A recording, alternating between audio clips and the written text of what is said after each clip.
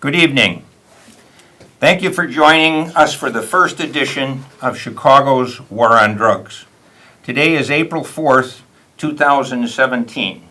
I'm Jim Gierach, and for the next 13 weeks, each Tuesday at this time on this station, we will encourage you and our guests to go where few leaders have gone before. We will explore the question, which is worse, drugs or the war on drugs? We will discuss whether drug prohibition, like alcohol prohibition before it, makes the problems of drugs worse instead of better. We will also question whether Chicago's war on drugs and our zero-tolerance drug policies worsen Chicago's problems with gangs, guns, and violence, with nearly 5,000 people shot in 2016, including 780 people killed. Since 1961, UN drug prohibition treaties have mandated that the United States, including Chicago, and the world, outlaw and criminalize the recreational use of drugs, putting heroin and marijuana in the same schedule, Schedule 1 of those UN treaties, and also in the Controlled Substances Act of the United States.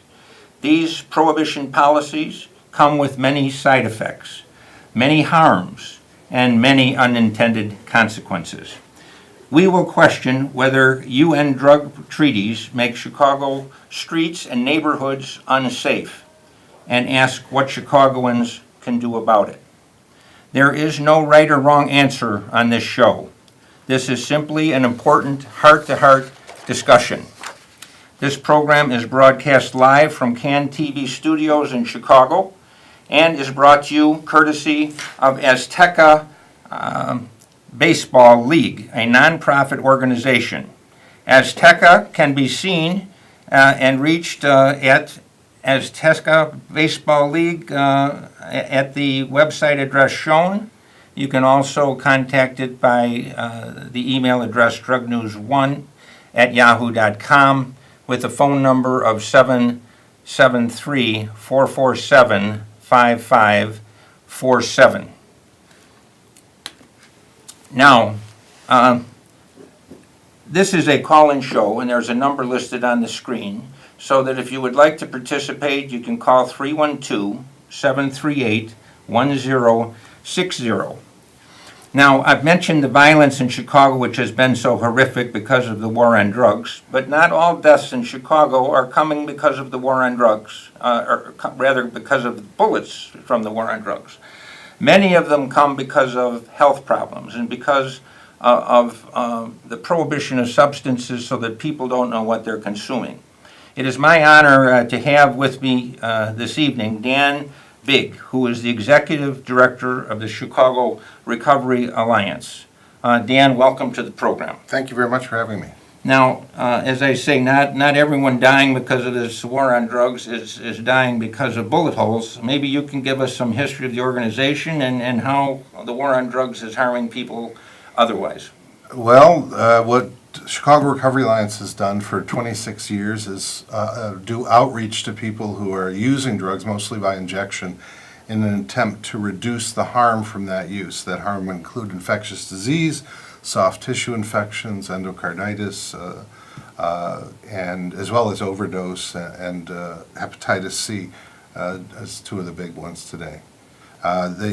Obviously, this is an issue that affects individuals, but it also affects communities. And I think this is where you see some of the biggest harms caused by the war on drugs mentality. Now, I've seen an article that says that 33,000 people a year in 2015 have died from opiate overdose.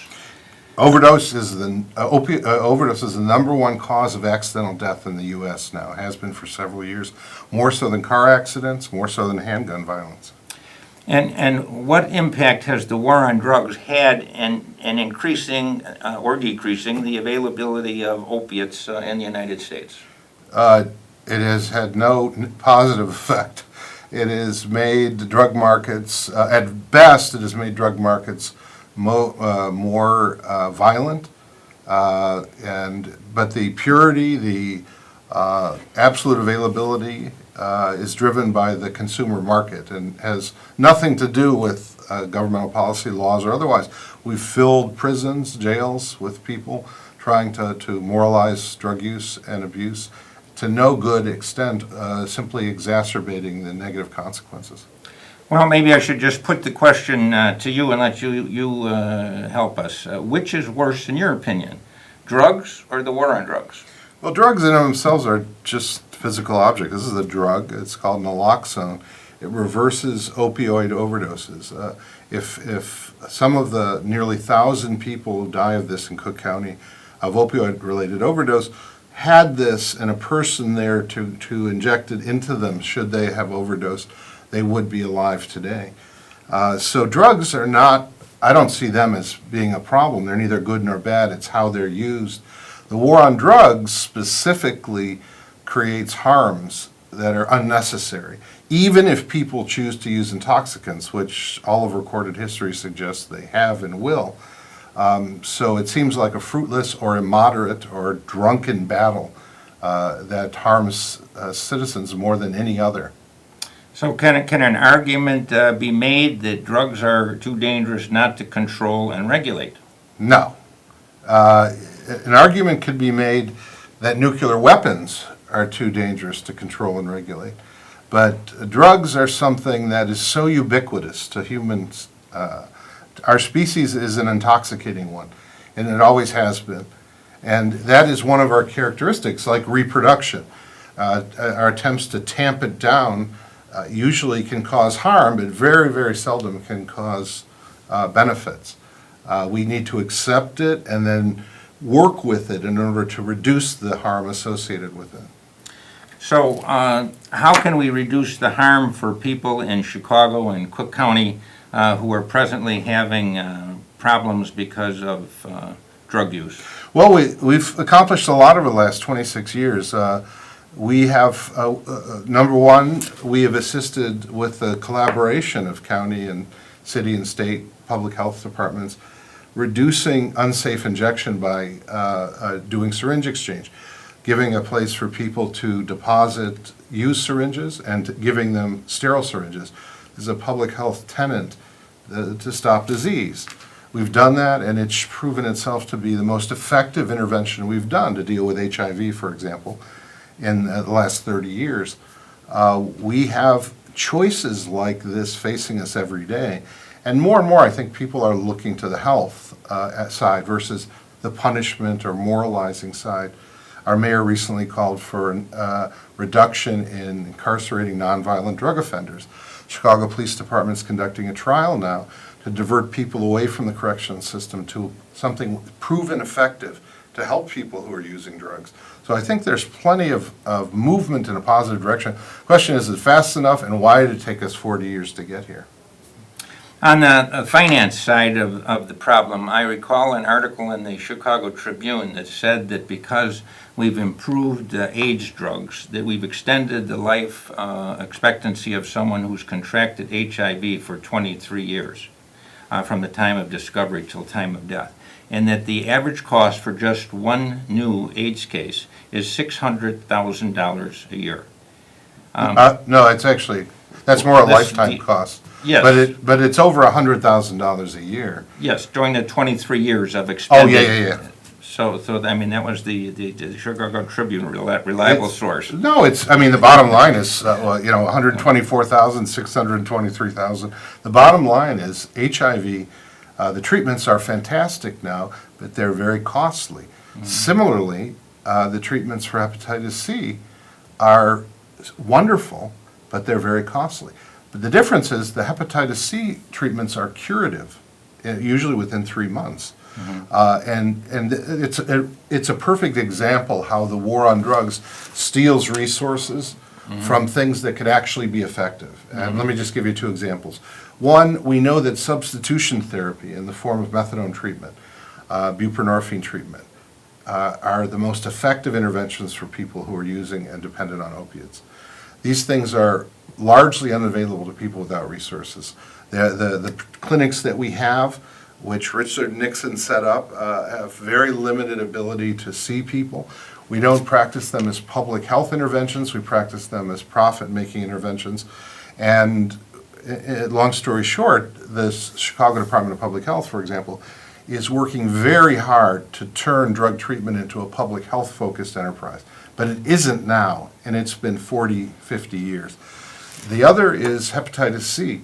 This is an infection that was spreading for decades. We learned to test for it in '92. We developed the first treatments in the late '90s, early 2000s. And now we have a treatment that is so good, direct-acting antivirals, that we can cure it in 3 months.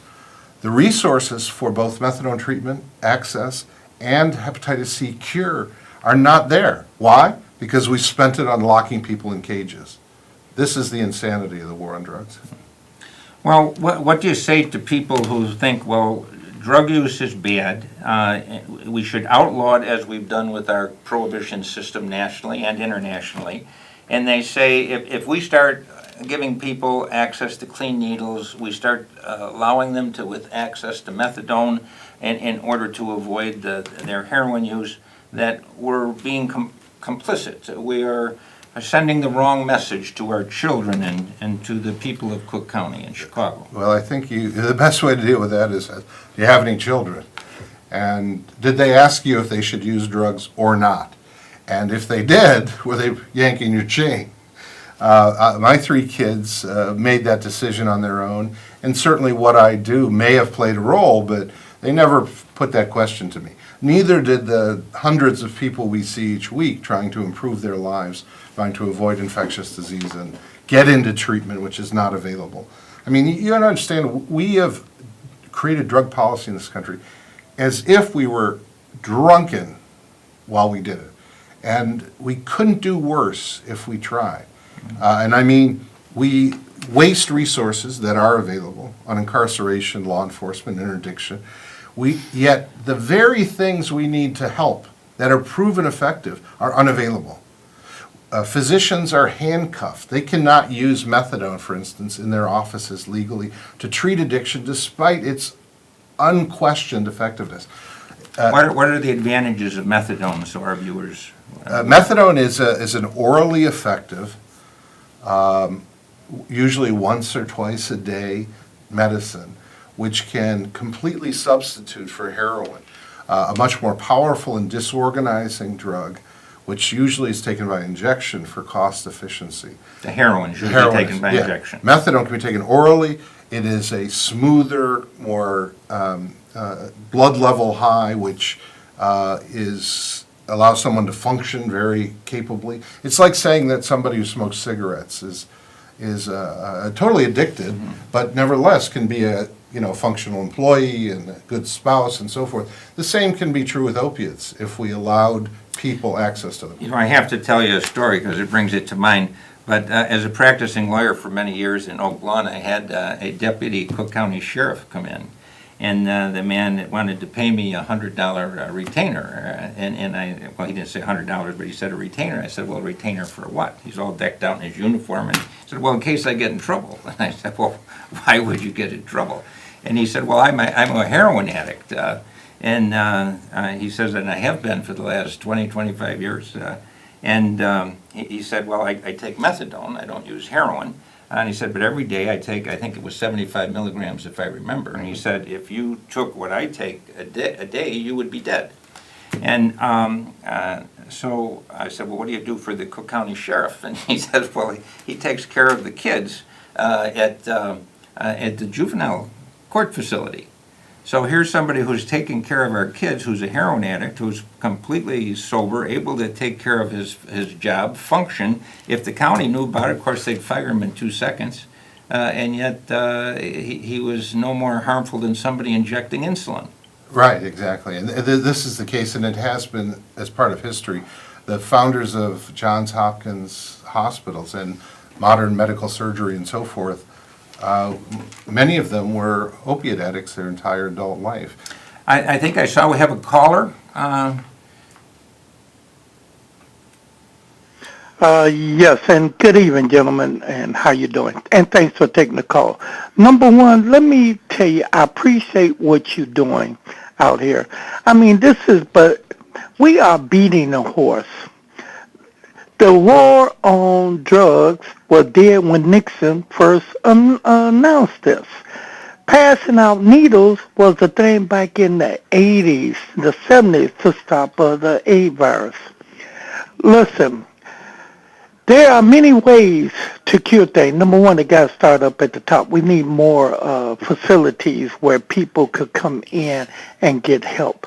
Number two, they cutting that back. DASA is cutting beds back, so it's hard to get into facilities if you don't have no insurance. Now, you go into a detox, and we just talking about, I see you just only thing you're talking about is the heroin. Well, they used to could give you methadose. All right. Do that last a little while? You're in there for a few days. You get there, you go right back out, and you're doing the same thing. You need a continuous search to help people to get in there. 7 days or 28 days sometimes do not work. I don't really believe in the methadone. The methadone been going on, man, for 50 years. You got people that have been on methadone for 50 years. They get their methadone, they get it right out, they sell it, or they're using it, and then you're getting a blind dosage. It's just crazy. That's a product that we need to really banish. Maybe monies could go on other kind of researches because methadone really going to tear you up from the inside out. So again, if we're going to really do something... Let's hear what Dan has to say with regard to your comments. Well, let me get out there. Thanks for taking the call, and you're let welcome. me get out and hear your response. Bye. Thank you. Yeah, the caller shared some very common complaints about the methadone treatment system. The drug itself is unquestioned in its efficacy, but the way it's been used in limited availability allows people to abuse others instead of treating them as consumers with respect.